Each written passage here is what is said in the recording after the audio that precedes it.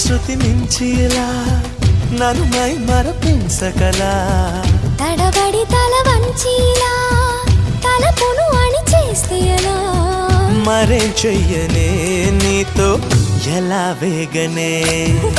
నన్ను దాటి వెళ్ళలేవు నిన్ను నువ్వు దాచలేవు ఏమి చెయ్యనయ్యో రామా